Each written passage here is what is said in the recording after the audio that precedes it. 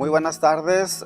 Nuevamente estamos aquí compartiendo una reflexión de la misa de hoy, particularmente sobre la primera lectura que durante esta cincuentena pascual está tomada del libro de los Hechos de los Apóstoles. Hoy la primera lectura de Hechos 14 nos presenta al apóstol Pablo en su primer viaje misionero. Juntamente con Bernabé se hacen a la mar en las costas del Mediterráneo, llegan a la isla de Chipre, la recorren, predican y luego regresan otra vez a tierras continentales, a lo que actualmente es Turquía. Y pues ahí destacan tres ciudades cercanas unas de otras: Iconio, Listra y Derbe. Mencionemos las primeras dos. ¿Cómo les fue a estos hombres en su predicación? Ellos, al llegar a esas ciudades, van a predicar el evangelio a los judíos que viven en esos lugares. Resulta que siglos atrás pues había acontecido que muchos judíos, por cuestiones de guerra, tuvieron que salir huyendo de la catástrofe y pues se quedaron a vivir en países extranjeros y allá hicieron su vida.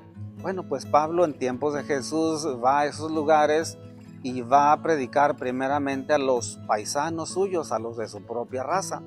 Llega a Iconio y ahí presenta el mensaje del evangelio. Y sucede algo inesperado y desagradable para el apóstol. Ahí no fueron bien recibidos, lamentablemente.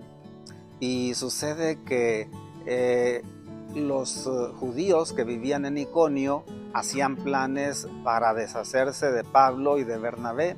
Pensaban apedrearlos. Afortunadamente, pues por ahí no faltó quien les ayudara y les advirtió de lo que iba a suceder, y pues prefieren mejor pasarse a la ciudad vecina de Listra. Pero es interesante cómo los que debieron haber escuchado el mensaje de la salvación, por tener conocimiento de lo que son el Antiguo Testamento, las profecías que hablaban del Mesías, Pablo va a decir, bueno, lo que anunciaron los profetas, miren, yo les vengo a hablar del Mesías, Cristo Jesús, pero conociendo las escrituras del Antiguo Testamento, no creyeron que Jesús fuera el Mesías, no aceptaron la predicación de Pablo, se negaron al mensaje de la salvación, se llenan de odio contra estos misioneros, estos mensajeros, y es así como Pablo y Bernabé tienen que dejar ese lugar. Llegan a la ciudad vecina de Listra y ahí sucede pues algo opuesto, sumamente opuesto. Resulta que ahí Pablo tiene la oportunidad de curar a un paralítico con el poder de Dios, y cuando se dan cuenta de lo que está aconteciendo, toda la ciudad se amontona con admiración y pensaban y decían que sus dioses eran pueblos politeístas, creían que había una gran lista de dioses, que sus dioses se habían hecho presentes en forma humana. Pensaban que eran Pablo y Bernabé, que eran dioses, que Bernabé era Zeus y que Pablo era Hermes. Eran los nombres de los dioses que pensaban que eran ellos. Incluso los sacerdotes, un sacerdote que daba culto a las divinidades paganas, pues llevó por ahí unos bueyes para sacrificarlos en su honor, guirnaldas y regalos. Pero Pablo y Bernabé dicen a toda la gente, oigan, pero es que no somos dioses, somos hombres como ustedes. Y se negaron a recibir toda esa muestra de afecto, de admiración. Y vean el contraste, mientras que allá los quieren apedrear, los quieren desaparecer en Iconio, aquí los quieren elevar como si fueran dioses. Esto me hace pensar en varias cosas. Una, cómo los seres humanos muchas veces estamos en un plan muy destructivo. A veces queremos rebajar mucho a las personas que nos caen mal, que no aceptamos por alguna razón. Somos muy duros para la crítica, queremos hundir a otros. Y en ocasiones corremos el error también de exaltar mucho a las personas cuando en realidad el honor y la gloria se le deben exclusivamente a Dios. De manera que Pablo y Bernabé nos dan una enseñanza admirable, porque ellos pues no se detienen ante el rechazo y las amenazas y el peligro, pero tampoco se dejan seducir por los halagos, por los regalos o por la fama.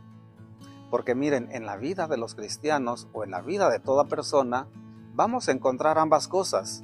Vamos a pasar por momentos o vamos a encontrar personas que nos quieran descalificar, que nos critiquen, que nos rechacen, que nos persigan, que nos calumnien, que nos odien. Eso no debería imprimir en nosotros ni tristeza, ni angustia, ni desesperación. Porque pues siempre vamos a encontrar circunstancias así.